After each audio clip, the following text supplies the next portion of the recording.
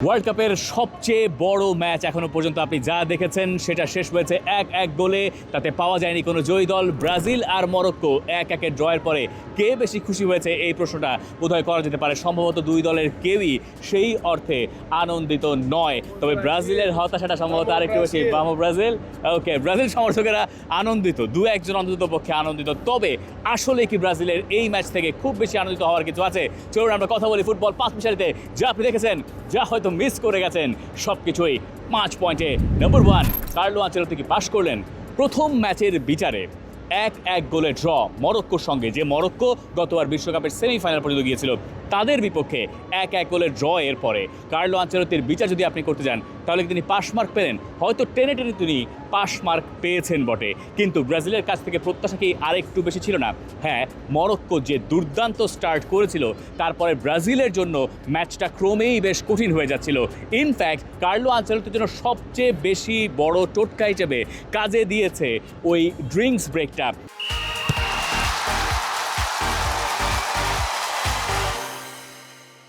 মানে ফার্স্ট হাফের শুরুতে যখন মরক্কো লিড নিল, তারপরে ব্রাজিল একেবারেই কোণঠাসা, তার আগে থেকেও ব্রাজিল কোণঠাসা ছিল।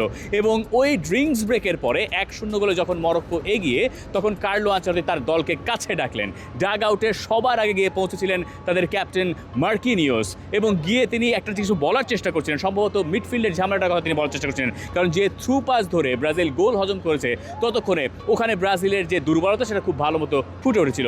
এরপরেই 4-2-4 ফরমেশন থেকে সুইচ করে কার্লো আনচেলত্তি ওটাকে একটু চেঞ্জ করে নিলেন, 4-2-3-1-এ গেলেন, যেটাকে ব্রাজিলকে আর একটু বেশি স্টেবল মনে হলো। এবং যেখান থেকে শেষ ম্যাচ গিয়ে ভিনিসিয়াস জুনিয়র একটা গোল করলেন, যদিও ওটা একেবারেই ইন্ডিভিজুয়াল এক কোয়ালিটি, সেই কোয়ালিটি থেকে প্রিভেইল করে আলটিমেটলি ব্রাজিল ওখান থেকে একটা পয়েন্ট নিতে পেরেছে। কিন্তু ওই 4-2-3-1-এ রাফিনিয়াকে একটু রাইটে দিয়ে পাকেটাকে একটু মাঝখানে এনে এরপর ইগোর তিয়াগোকে সামনে কমিট করে ওই ফরমেশনটা ব্রাজিলকে সাহায্য করেছিল ফার্স্ট হাফের বাকিটা সময় একটু স্ট্রংলি শেষ করতে। এমনকি সেকেন্ড হাফের শুরুতেও Brazil they were the stronger side. যদিও কাসেমিরো যে হলুদ কার্ডটা দেখলেন, এরপরে কার্লো আনচেলত্তির কাজটা এমনিতেই কঠিন হয়ে গিয়েছিল। কাসেমিরো ওই জায়গায় সেকেন্ড ফেভারিট হয়ে যাচ্ছিলেন, কারণ ওইখানে এমন এক তারকার জন্ম সম্ভবত এই স্টেডিয়ামে হয়ে গেছে, যাকে আপনি সামনের দিনগুলোতে আলাদা করে নজরে রাখতে চাইবেন। তিনি মরক্কোর ফুটবলার। ওই মিডফিল্ডারকে নিয়ে আমাদের পরে কথা হবে, আমরা আপাতত ব্রাজিলে ফোকাস করতে চাই। ব্রাজিলের ওই ফরমেশনাল চেঞ্জ ব্রাজিলকে হেল্প করলো। কার্লো আনচেলত্তি তার ব্রাজিলের দায়িত্ব নেওয়ার সময়ে এই প্রায় পুরোটা সময় তার এই ফরমেশনের স্টেবিলিটি আর এই যে একটু নড়বড়ে হয়ে যাওয়া, এর ভেতরে ঘুরপাক খাচ্ছেন। মানে 4-2-3-1, 4-2-4, এবং এই 4-2-4 থেকে আপনি আলটিমেটলি যা পেতে পারেন সেটা হচ্ছে ওই ইন্ডিভিজুয়াল কোয়ালিটিতে যদি আপনার ম্যাচটা বেরিয়ে যায়, যেটা ভিনিসিয়াস জুনিয়র প্রায় বের করে দিয়েছেন ওই দুর্দান্ত একটা গোল করে। এবং ওই মোমেন্টে আপনার ব্রাজিলের খুব বেশি প্রয়োজন ছিল, তবে তার আগ পর্যন্ত ব্রাজিলকে এই জায়গায় খুঁজে পাওয়া যাচ্ছিল না। ব্রাজিল এবারের বিশ্বকাপে তাই আসলে একটা ঢিলে ঢালা শুরু করেছে, এইভাবে বলা যেতে পারে। কিন্তু মরক্কোর শক্তির দিকে বিচার করে মরক্কো যেভাবে খেলেছে, তারপরে ব্রাজিলের এই ড্রটা ব্রাজিলের জন্য দুশ্চিন্তা হতে পারে। পরে ঠিক আছে, স্কটল্যান্ড, হাইতি, তারা আরও কম শক্তিশালী দল, কিন্তু আপনি যখন টুর্নামেন্টের সামনের দিকে প্রোগ্রেস করবেন, এরপরে ধরেন ইউরোপিয়ান কোনো একটা টিমের সঙ্গে ব্রাজিলের মেন্টালিটি কী হয়, এই সব প্রশ্নের কোনো জবাব খুঁজে পাওয়া গেল না। কার্লো আনচেলত্তির যে 11 যেটা তিনি চুজ করেছিলেন, সেখানেও বোধহয় প্রশ্ন থেকে গেল, ইগোর তিয়াগোকে দিয়ে আসলে কি কাজ হবে? মানে ইগোর তিয়াগোর যে মুভমেন্ট সেটা বেশ ইমপ্রেসিভ, কিন্তু আসলে কি কাজ হবে? এই প্রশ্নটা আসলে থেকেই গেল, এবং এখানে তার জবাব পাওয়া গেল না। আর কাসেমিরো যদি যে ইয়েলো কার্ডটা দেখে বসলেন, সেটা তাকে পরে টুর্নামেন্টে অবশ্যই এবারের নিয়ম পরিবর্তন হয়েছে, সেটা ক্যারি করতে হবে না তাকে বেশি দিন, কিন্তু কাসেমিরো না থাকলে ব্রাজিলের আসলে অবস্থা কী হয়? ফাবিনিও এসে গিয়ে খুব আহামরি হাল ধরতে পারলেন, হাল তিনি ধরেছিলেন, কিন্তু কাসেমিরোর কাজটা তো আসলে কাসেমিরোকে ছাড়া করা খুব কঠিন। এই যে মিডফিল্ডে তাদের যে কিছুটা দুর্বলতা, যেটা আমরা আগে থেকে বলছি, যেটা কাসেমিরো না থাকলে পরে ঝামেলায় পড়ে যেতে হয়, সেটা বোধহয় আরও একবার ফুটে উঠলো। যদিও তার যে মিডফিল্ড পার্টনার গিমারেসের একটা পাস থেকে ভিনিসিয়াস গোল করছেন, সেখানে তার কিছুটা ক্রেডিট আপনি দিতে পারেন। তাই কার্লো আনচেলত্তির বিশ্বকাপের শুরুটা আসলে খুব একটা ভালো হয়েছে এমনটা বলার কোনো রকম কোনো সুযোগ নেই বলে আমার কাছে মনে হয়। আপনি আমাকে জানাতে পারেন কমেন্ট সেকশনে আপনার কী মনে হচ্ছে। এবার আমরা নাম্বার 2-তে যাই। নাম্বার 2 হচ্ছে একেবারে মরক্কোকে নিয়ে। মরক্কোর প্রথম দিকের খেলা আপনি দেখেছেন, এই স্টেডিয়ামে যে ৮০,০০০ সামথিং দর্শক ছিল, ৮০,৫০০ বা ৬০০ মতো, তার ভেতরে মরক্কোর সমর্থক গোষ্ঠী খুবই অল্প ছিল, মানে ব্রাজিলিয়ানদের সঙ্গে তাদের পেরে ওঠার কথা না। কিন্তু মরক্কো এই মাঠে এসছে তারা জিততে চায় এই বিশ্বাস নিয়ে, তাদের খেলা দেখেও আপনার কাছে মনে হবে তারা জিততেই আগ্রহী। তাদের যে মিডফিল্ড, মানে এখানে যে নতুন এক তারকার উদ্ভব ঘটলো এই জায়গায়, তাকে নিয়ে তো আমাদের আলাদা করে কথা বলা দরকার।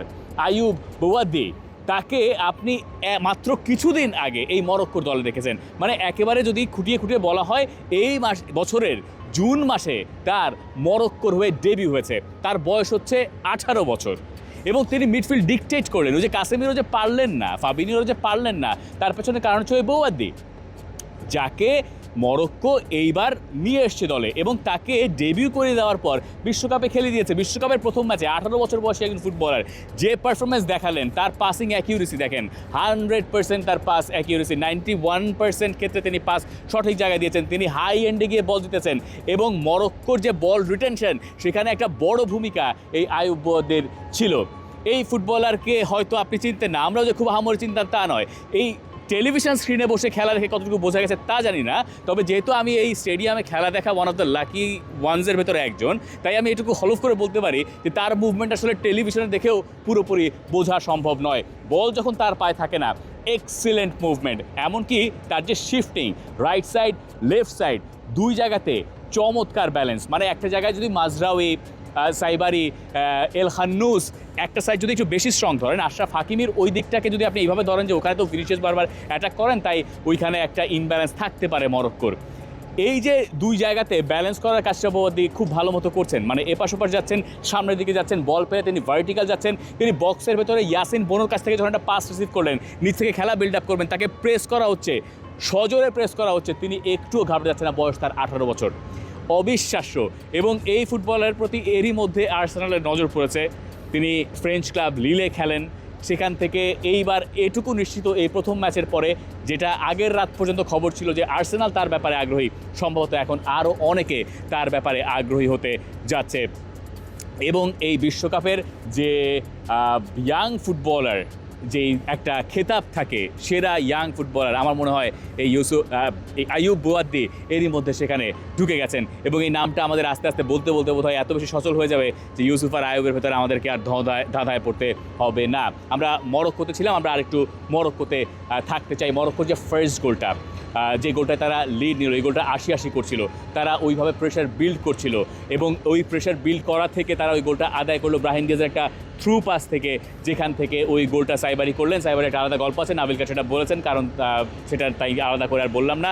একটা সময় তার বয়স যখন 14, তখন তার ওজনের কারণে তাকে একসময় বলা হয়েছিল তুমি এই ক্লাবে খেলতে পারবে না, আন্ডারলেক্টে বেলজিয়ান ক্লাবে তিনি শুরু করেছিলেন এবং তারপর গিয়ে এখন তিনি বিশ্বকাপে মরক্কোর হয়ে এইবারের প্রথম গোল করলেন।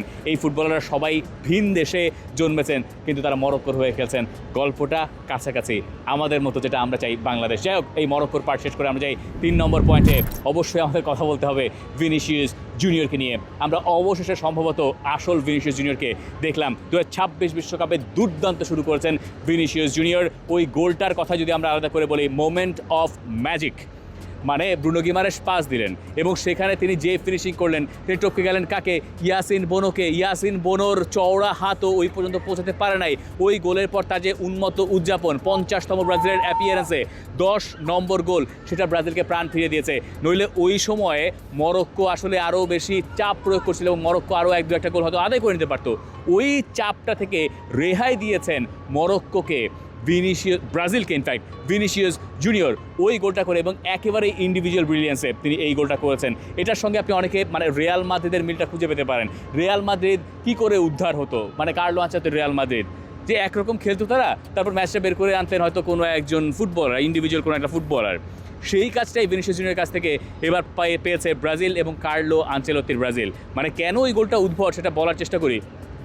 এক্সজির যে রেটিং থাকে একটা গোলের সম্ভাব্যতা, সেই সম্ভাব্যতায় মরক্কো যে গোলটা করেছে সেটা ছিল 0.6, মানে এক্সজির সম্ভাব্যতায় ওই গোলটা হওয়ার সম্ভাবনা প্রচণ্ড। 0.5-এর ওপরে গেলেই তো আপনি বুঝতে পারছেন যে মোর দ্যান 50%, মানে সেখানে সুযোগ ছিল। আর যদি এইখানে দেখেন, যখন ভিনিসিয়াস পায়ে বল পেয়েছেন তখন তার গোল করা, ওই শটটা যখন তিনি করছেন ওই সময় ওই গোলের সম্ভাবনা ছিল 0.1। সেখান থেকে ভিনিসিয়াস জুনিয়র দিয়েছেন এই গোল।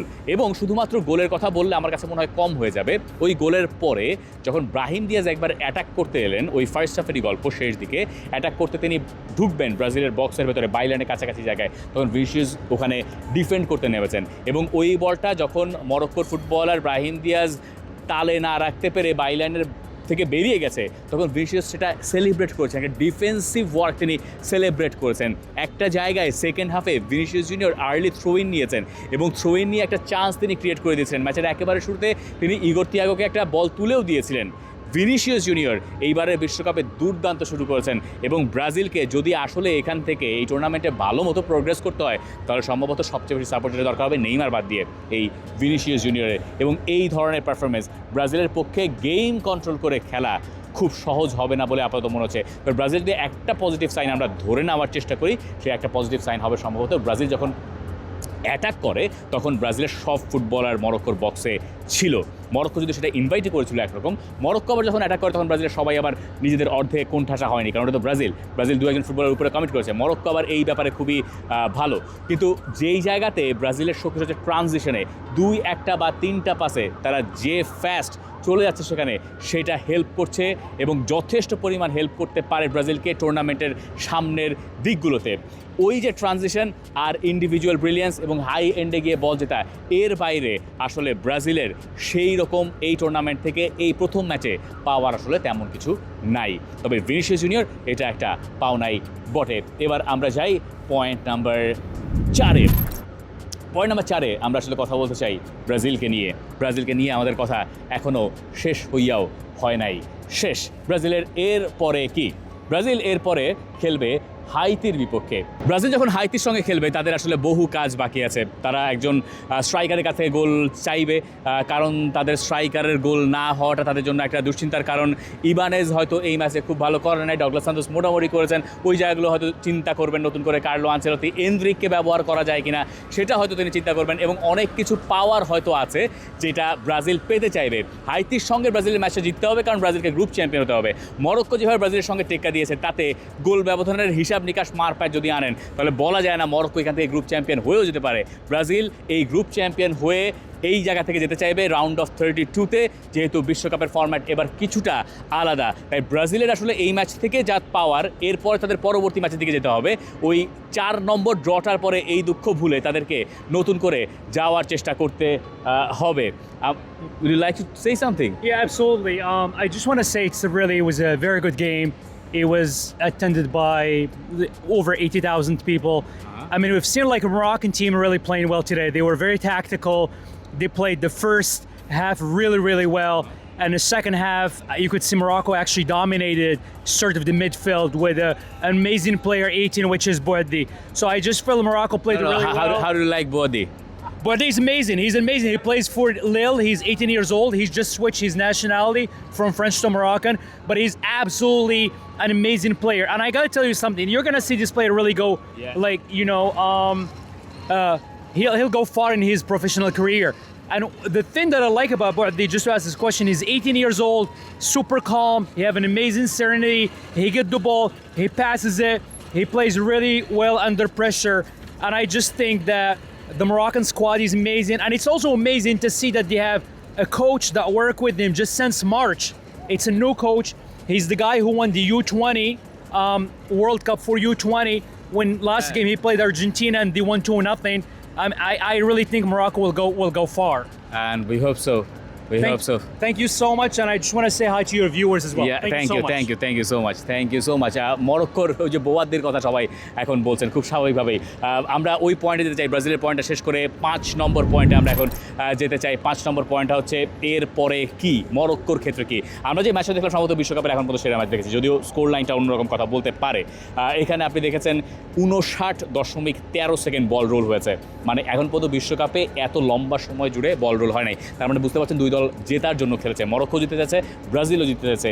এরকম একটা ম্যাচের পরে টুর্নামেন্টে দুই দলের একটা প্র্যাকটিস হয়ে গেছে যে হার্ড ম্যাচ বা এই ধরনের ম্যাচ, টাফ ম্যাচ কী করে ডিল করতে হয়। মরক্কোরও একজন ভক্তের কথা যেমন শুনছিলেন, তারা এক্সপেক্ট করছেন এইবার বিশ্বকাপে তারা আরও বেশি দূর যাবে। ডার্ক হর্সের কাতারে মরক্কোকে রাখা হয়েছে। একজন কোচ এসেছেন যিনি মার্চ মাসে যোগ দিয়েছেন, ওয়াহাবি, তিনি এই দলটাকে নিয়ে ব্রাজিলের সঙ্গে যে পারফরমেন্স দেখিয়েছেন, এরপরে এরপরে মরক্কোকে টুর্নামেন্টে অনেকেই হয়তো আরও বেশি সামনের দিকে যেতে দেখতে চাইবেন। এই ছিল আমার এই 5 মিশালি। আপনি আমাকে জানাতে পারেন কমেন্ট সেকশনে আপনার মন্তব্য কি এই ম্যাচ দেখার পরে। For more updates, subscribe to our YouTube channel and click on the bell icon. Follow us on Facebook and Instagram. Download T-Sports app to enjoy exciting games and highlights. Visit tsports.com.